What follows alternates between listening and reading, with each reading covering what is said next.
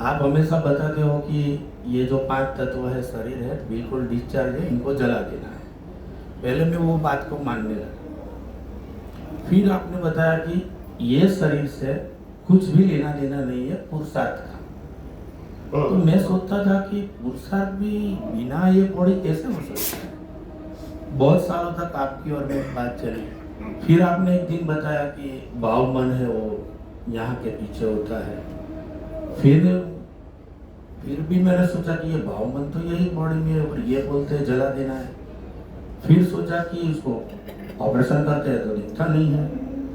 वो बात समझने में बहुत साल लगे हैं और शायद वो रिकॉर्डिंग टुकड़े टुकड़े में है तो काफ़ी लोगों को पता नहीं क्या है।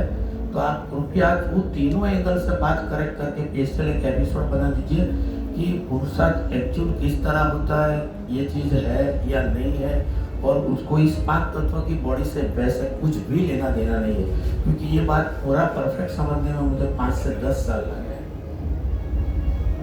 बराबर। देखो, सबसे पहली बात ये कि ये मन वचन काया वो कर्मों के भुगतान का साधन है, वो कर्मों को बांधने का साधन नहीं है।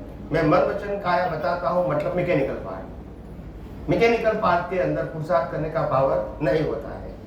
और वो मैकेनिकल पार्ट पंच महाभूतों से बना है और पिछले अवतार के प्रोग्राम से वो चलता है।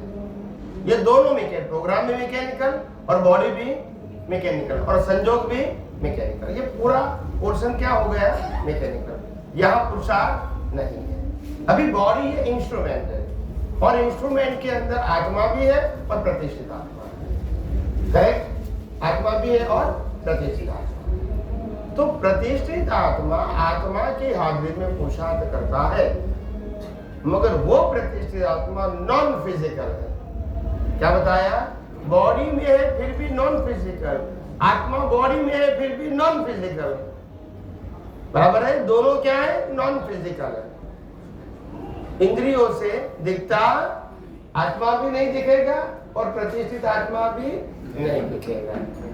तो प्रतिष्ठित आत्मा और डिस्चार्ज प्रतिष्ठित आत्मा दोनों नहीं दिखेगा, उनकी अवस्था दिखेगी।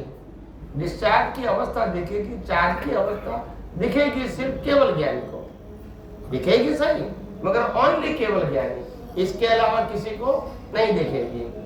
और अनुभवी ज्ञानी को भी ये प्रोसेस समझ में आती है, दिखती नहीं है। तो जो प्रोसेस होती है, इनका सेंटर पॉइंट है यहां से 2.5 इंच अंदर प्रोसेस होने का जगह।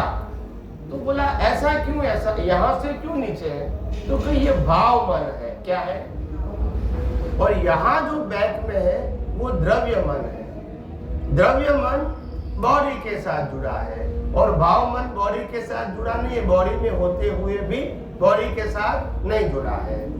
और इसीलिए हमने ये भी कहा कि भाव मन जब शांत होता है तो बॉडी सो जाती है, मगर द्रव्य मन शांत हो जाता है तो बॉडी सो जाती है। भाव मन कभी सोता नहीं है, नॉन फिजिकल है। मगर द्रव्य मन भी नॉन फिजिकल है, मगर वो डिस्चार्ज में बॉडी के साथ क्या हुआ है, कोरिलेटेड है। भाव मन कोरिलेटेड नहीं है, वो सेपरेट है, वो नया क्रिएशन करता है।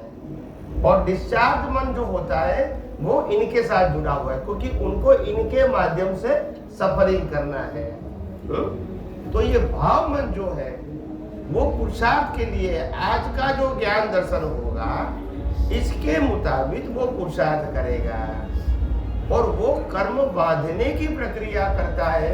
उसमें फिजिकल बॉडी कोई जगह बीच में है, और प्रकृति सो जाए या जागे, हाथ पग हिलाए या न हिलाए, आंखें खुली रखे या बंद रखें, जबान से बोले या न बोले, आप कर्म बांध सकते हैं।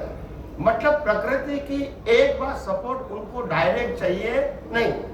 हो सकता है अज्ञानी को प्रकृति के मुताबिक, प्रकृति के डिस्चार्ज के मुताबिक भी कर्म बंद हो सकता है, वो अज्ञानी को, क्योंकि उनके साथ जुड़ जाता है चार्ज वाला मन।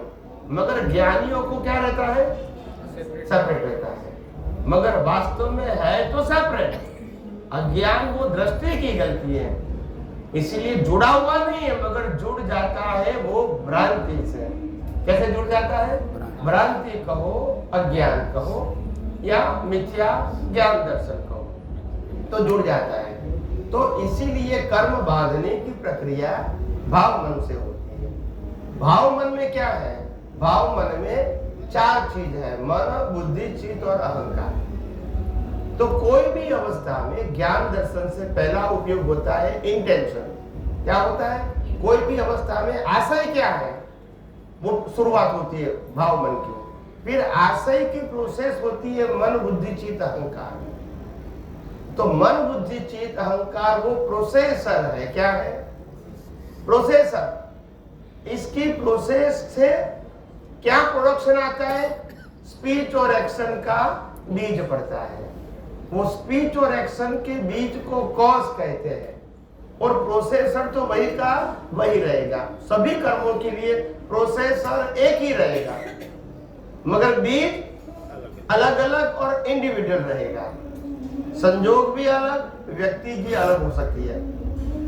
वो स्पीच और एक्शन का बीज को कॉज कहते हैं, और पूरी लाइफ के कॉज को कॉजल बॉडी कहते हैं। ये कॉजल बॉडी जब बॉडी का अंत होता है तो नेचुरल क्लाउड में जाता है। कहाँ जाता है? नेचुरल क्लाउड में। अभी नेचुरल क्लाउड में क्यों जाता है? क्योंकि रिजल्ट नेचर को देना है, बोलते नहीं है। अगर मैं स्कूल कॉलेज में एग्जाम दूंगा तो आंसर पेपर किसके पास रहे? घर पे लेके आऊंगा? बोलते नहीं है। किसको देना पड़ेगा? टीचर को। क्यों? क्योंकि उसको रिजल्ट देना है। तो यहाँ रिजल्ट कौन देता है? तो हमारा कर्म का पेपर किसके पास होना चाहिए? फिर वो एग्जाम के हिसाब से एक एक करके रिजल्ट देता है। तो जब रिजल्ट देता है तो रिजल्ट के लिए बॉडी भी देंगे और संजोग भी देंगे, as per your causal body program। और प्रोसेसर जो पिछले अवतार का था, ये अवतार में डिस्चार्ज, वो चार्ज था, यहाँ डिस्चार्ज के रूप में कैड होगा, जिससे हम कुदरत ने दिए हुए शरीर के माध्यम से कर्मों के हम भुगतान करेंगे। कौन सा बात? डिस्चार्ज वाला। डिस्चार्ज वाला भुगतान करेगा। फिजिकल भुगतान कौन करेगा? शरीर। और अज्ञानता से भुगतान कौन, बिलीफ से भुगतान कौन करेगा? Discharge processor. इसमें चार्ज प्रोसेसर फिर नया चार्ज करेगा। तो दोनों समझे क्या है? अलग। एक प्रोसेसर डिस्चार्ज है और दूसरा चार्ज में नया बनता है, और डिस्चार्ज में पुराना डिस्चार्ज होता है। डिस्चार्ज में फ्रीडम नहीं है, यहाँ पे और चार्ज में फ्रीडम है। यहाँ पे भी आपने 3 बातें बताई, मन, चित्त और अहंकार। मन, बुद्धि, चित्त। जो आपका डिस्चार्ज है उससे ये अलग है, जिससे ये 5 तत्वों का लेना देना नहीं है।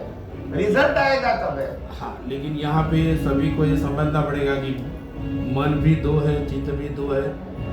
एक वो है जो डिस्चार्ज है, जिसका ये 5 तत्वों से, और दूसरा जो है जो पुरुषार्थ करता है, उसको इस तत्व से लेना देना नहीं है। तो 5 तत्व तो डिस्चार्ज में आएंगे, लेकिन इतनी चार्ज में कोड वर्ड होता है, डिस्चार्ज में फिजिकल या एक्चुअल होता है। एक बात और इसमें समझ में आती है कि जितनी बार डिस्चार्ज होता है उतना ही वक्त, मतलब उसी के साथ ही ये पुरुषार्थ वाला जुड़ा हुआ है। अकेला पुरुषार्थ वाला कुछ नहीं होता। मतलब हम बोलते हैं कि उससे कुछ लेना देना नहीं है। लेना देना नहीं है, बात एक्सेप्ट है, लेकिन जब तक ये है तब तक ही ये है। इसीलिए कहते हैं ना भैया कि लाइफ के साथ पुरुषार्थ तो जुड़ा हुआ है, मगर पुरुषार्थ वो फिजिकल लाइफ से उसका कंसर्न नहीं है। समझ में आया? हाँ।